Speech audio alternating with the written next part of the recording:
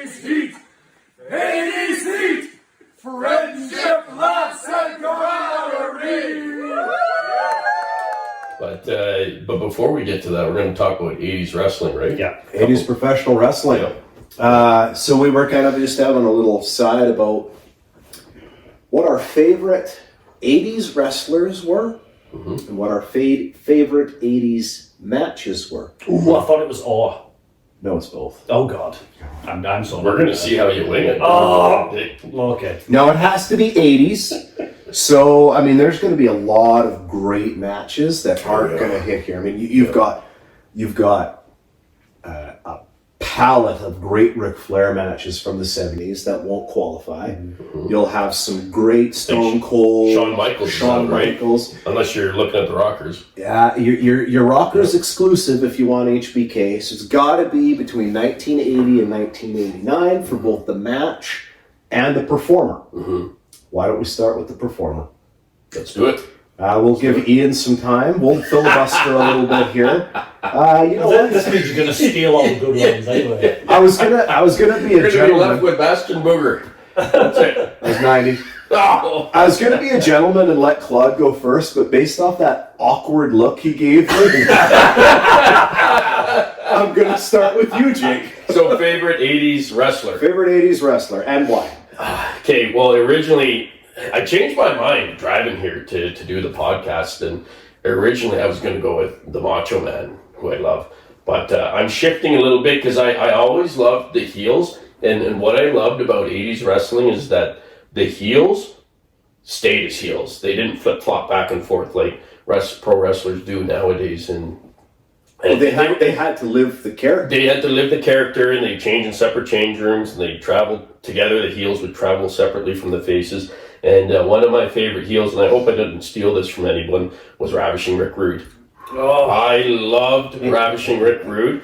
He was a stud. He looked great, and he just lived that character. And he was so good at that character, and he would just come down to the ring, and he'd do his little shtick and gyrate his hips, and then someone from the audience would come in, he'd give him a kiss, and then they'd pass out. And I remember his feud with Jake the Snake Roberts there, and put Jake's, am I wrong, did he put Jake's wife on his tights? Yeah.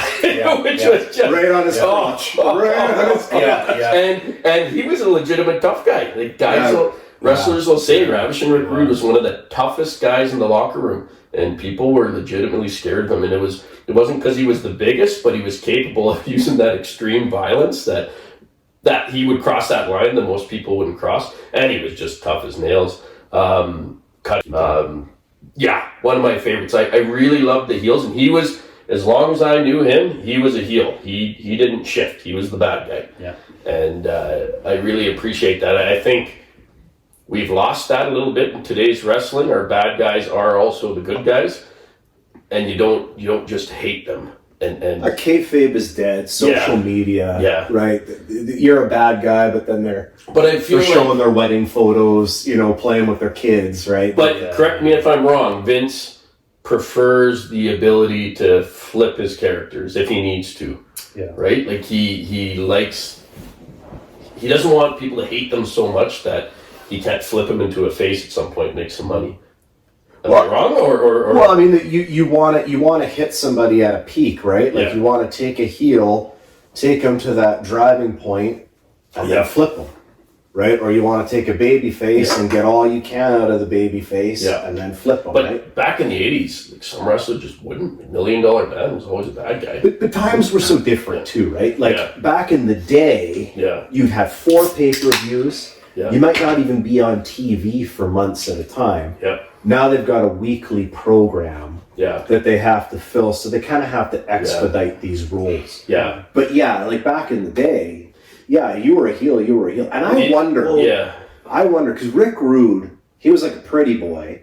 And he had the mustache, the Burt Reynolds mustache there. And he played like a cowardly heel. Yeah. So you got to wonder how many guys in the bar tried their luck with Rick Roode and found out the hard way. Like, you just look at his fists and his forearms. The next time you watch Rick Roode, his fists are like hammers. Like, Some guy probably walked here, fucking Rick Roode, I'll kick your ass.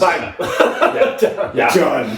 See, as you can see, the more you fuck around, the more you're going to find out. Guys, like the Road Warriors, like they worked at the same bar as the guy, correct me if I'm wrong, and they said like he's the one guy they didn't want to tangle with, was Rick Roode. And other than that other, what's his name, that crazy... Haku, that guy's nuts, but...